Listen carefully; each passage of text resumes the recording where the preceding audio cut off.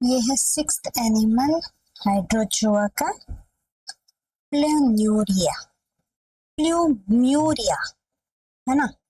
प्लूम्यूरिया इसका क्या कैरेक्टरिस्टिक है? ये भी मराइन एनिमल है और ससाइल कॉलोनी है और प्लम लाइक स्टेम होता है। स्टेम थोड़ा सा सॉफ्ट होता है और इस स्टेम के अंदर क्या होता है? अल्टरनेटिव या पिन्नेटली अरेंजमेंट होता है ब्रांचेस का।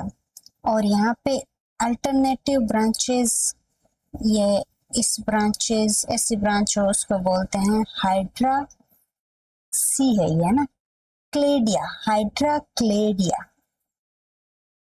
ये इतना गलत का है लिखा मैंने, है ना। हाइड्रा क्लेडिया होता है ये। तो इस तरह के एनिमल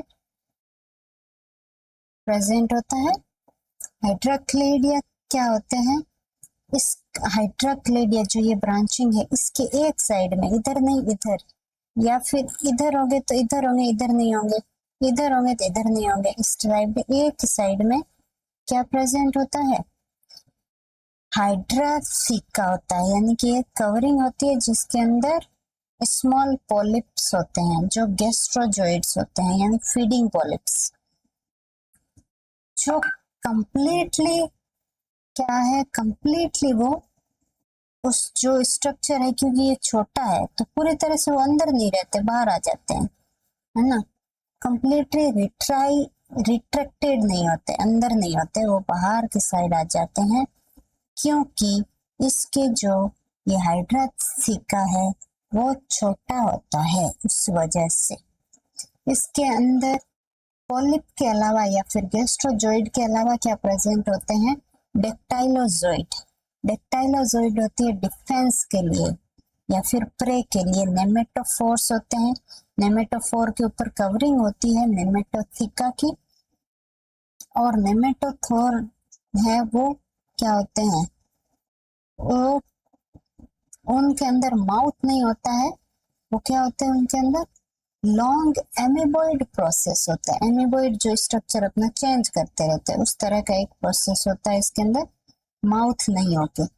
तो उस एमीबॉइड प्रोसेस से ये क्या करता है? एंगल्फ करने का जो काम है वो करता है। तो क्या क्या एंगल्फ करेगा? ये डिकेइंग जो पॉलिप है उनको करेगा, डायटम्स को करेगा, प्रोटोजोआ को करेगा, माइन्यूट जो लार्वास है, और दूसरे जो इपिजोइक एनिमल है, जो भी छोटे छोटे एनिमल है दूसरे एनिमल पे रहते हैं, उनको खाएगा। तो इसके जो अंदर नेमेटोफोर है वो 3 होते हैं और कहाँ पे प्रेजेंट होते हैं?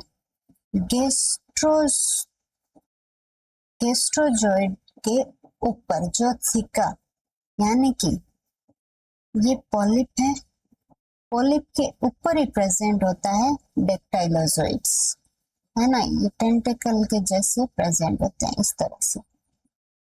सो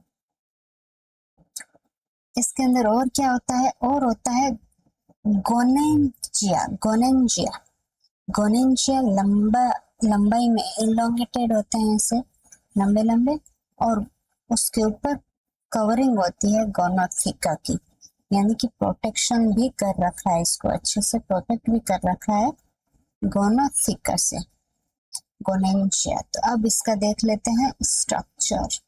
ये देखिए आप, ये इस तरह का होता है। अब इसमें देखिए ये जो मैंने बताया कि ये एक ही साइड में इसके क्या है, ग्रोथ होती है पॉलिप वाले स्ट्रक्चर की या हाइड्रोथिका की। तो ये दूसरी साइड नहीं है, एक ही साइड है, ऊपर की साइड है ना। तो इसी की बात कर रहे हैं। और ये जो थिका है ये बहुत छोटा है, इस वजह से क्या होता है, ये पॉलिप बाहर की साइड दिखने लग जाते हैं। ओके, तो यही था, यहाँ पे ये ग्रोइंग पॉइंट है, और इस ब्रांच को जो ये अल्टरनेटिव ब्रांचिंग ऐसे एक नोड पे इस साइड होगी, दूसरी नोड पे इस साइड होगी, तीसरी पे इस साइड होगी, इस तरह से होती है।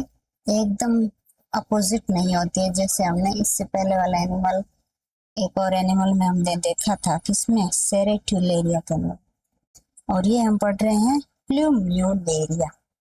तो ये वाला जो स्ट्रक्चर है ये एक, इसको हम डिटेल में देखते हैं। तो ये इस तरह का दिखता है। इसके अंदर ये टेंटिकल है, ये माउथ है पोलिप का, और ये हाइड्रा थीका है जो कवरिंग है। कवरिंग की ये साइड में ये होते हैं नेमेटोफोर, जिसके ऊपर भी कवरिंग होती है, ये वाली ये लाइनिंग है, ये कवरिंग है हाइड्रो सॉरी नेमेटोथीका की।